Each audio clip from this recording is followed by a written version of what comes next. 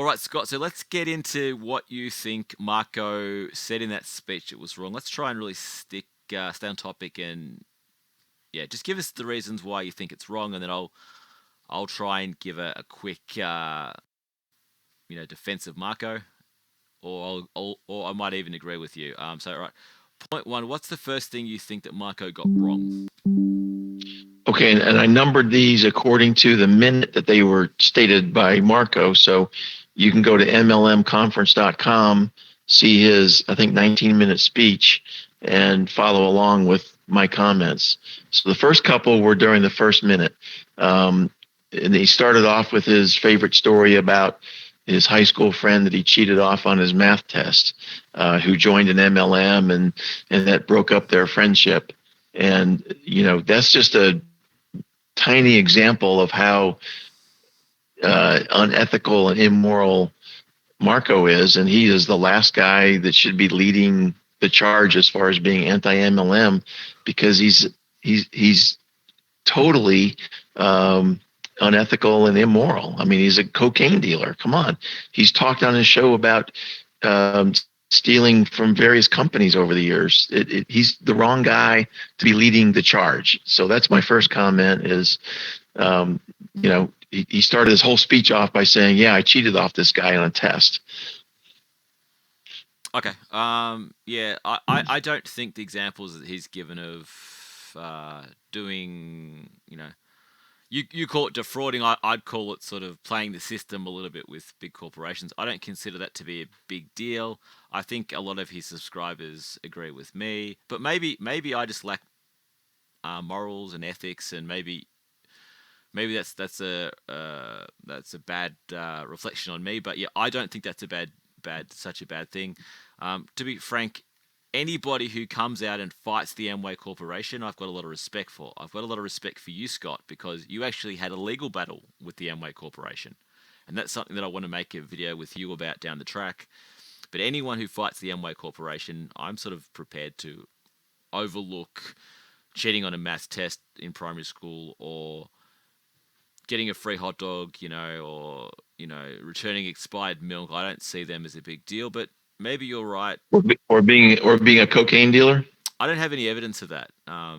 Maybe we need to have a video where you show the evidence of Scott being a cocaine dealer. But you know what? If a guy's a cocaine dealer, goes to jail, comes out, and then he fights Amway, I've got respect for that. I've got, as I said, anyone who fights the Amway Corporation, I've got extreme respect for. One of the things I most respect about you is the fact that you fought the Amway Corporation. You went into court and you fought them. That to me, there's almost nothing that you could do that would gain respect more than that. I respect people that fight Amway, but I don't think, from what I know Marco said, I don't consider him to be highly unethical. But maybe that's a reflection of me. Maybe you've got higher ethics than I do. Maybe it's a generational thing too. Marco's 27, I'm 40, so there's a bit of a generational gap there. You're older again, so maybe we were just all raised differently. That's why we maybe have different ideas and thoughts and different sort of moral standards. Well, he made his own video about being a cocaine dealer. It was a 2.5-hour video. I haven't seen that, Scott. So, well, he took it down, obviously. I have a copy of it. Oh, I'd be happy for me and you to go through it and commentate on it together. But yeah, from what I know about Marco I don't think he's that unethical. Returning expired milk, I find that, maybe I'm a bad person. I find that funny. And I feel like, these big corporations that make huge profits at the expense of their workers and that sort of thing, if someone can get a free liter of milk out of them, I actually applaud that. But maybe that's just me being unethical. Maybe that's a bad reflection on me. Maybe it's the fact that you're older than me and you kids were raised differently when you were young, maybe. But I don't consider that to be a big deal. Well, it's an even bigger deal when he's talking about it in front of an audience and essentially encouraging them to do the same thing. It's one thing to do it yourself and be quiet about it. Yep. It's quite another to do it and then talk about it in front of a bunch of other people and basically encourage them to do the same thing. Now the small problem becomes much bigger. I mean, we even have stores here in the United States that are literally shutting down because people go in there and just take stuff, and they're No, being overrun. They can't make money. I get your point So with a small mum and dad store, but your WalMarts and stuff, I consider them to be quite greedy. My view is that they take advantage of their workers and the fact that the trade union movement in the USA is almost non-existent now. They know their workers aren't going to strike, therefore it's very easy to take advantage of them, and that's what they're doing. So if someone like Marco can get a free liter of milk, I honestly, I clap that and I cheer that. But again, so right, so you've got concerns over Marco's ethics and morals, and that's one of the reasons why you think he's the wrong person to be leading the charge against the MLM industry. Is that accurate? yeah, plus he doesn't know what he's talking about. Okay, so he doesn't know what he's talking about, and he lacks morals and ethics. Do you want to move on to the next point now? Yeah, he kind of made the same point both in the first minute and the second minute. He said he didn't back then when he, his high school friend and so forth. He didn't know what a pyramid scheme was, and I would say he still doesn't know what a legitimate MLM is. And I talk about it every week on my show, and he just makes fun of it as far as retail sales and tool scam, but he doesn't understand it, and so he just doesn't get it.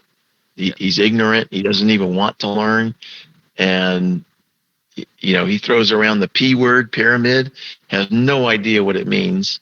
And neither do most of the other anti-MLM Huns, by the way. Well, They could not sorry, give you a definition of an illegal pyramid if their life depended on it. you said before that the only people who are doing good anti-MLM work are yourself and Scene Munger did one good video. So that would mean not some, that would mean all don't understand the definition. Or are there anti-MLMers who understand it, or is it just you and Scene Munger? Or does Scene As Munger? far Well, I don't think Sean spent a lot of time on retail sales. Yep. He was really focusing on the tool scam because a pyramid does not have anything to do with tool scams. It has to do with lack of retail sales. Yep. So I don't know of anyone that really focuses on that. So you're saying on YouTube, you're the only anti-MLM YouTuber or person with a YouTube channel that understands a pyramid scheme? I would say I'm not an anti-MLMer. I would say that I'm pro MLM when it's done right, and I'm anti MLM when it's done wrong. Okay. And we say that on the show every week too, for almost 8 years on a weekly basis. So these labels of pro and anti don't fit me. Yep. I have criteria for what an illegal pyramid is. Yep. It's lack of retail sales. I'll rephrase it. You're the only person with a channel on YouTube about MLMs who understands how a pyramid works. Is that accurate? As far as I know, yes. Okay. And that includes me too. So my channel, MLM Fraud, I don't understand it either. And my channel is also way off the mark. And I need to be educated. And my channel needs to be sort of fixed up. Is that a fair description? Yeah, that's fair. Yep. Okay. So are you happy with that point? You want to move to the next point? Yeah, minute two. He was talking about how they use words like, to substitute for MLM, like network marketing, affiliate marketing, in different terms like this, as if it was a new thing. They've been doing that for decades. They've been using alternate words for decades. But Marco, since he just recently came on the scene, thinks that these are new things. They're not. They've been around forever. Not literally forever, but for decades. Yeah. And so again, he doesn't know what he's talking about. He thinks he's discovered things that are brand new, and they're things that have been around for decades, and he just doesn't get it. Okay. My take on what he said was, I don't think he's saying this is brand new and only just started. I think he was saying that they use different terms, which they do. They use direct selling. It's not direct selling. Network marketing. They use lots of different words and terms and definitions to fool you and to trick you about what's really happening. But okay, I guess we can agree to disagree on that. I think that Marco is just making a blanket statement that they do this. I don't think he's saying it's new. Well, that's how he framed it. Okay. If you go to the second minute in his presentation, I'll do that. listen to his words and see if you come to a different conclusion. Do you think they're deliberately changing the words and calling it different things to mislead people? Is he right on that point? He's right that they use different terms and often inappropriately.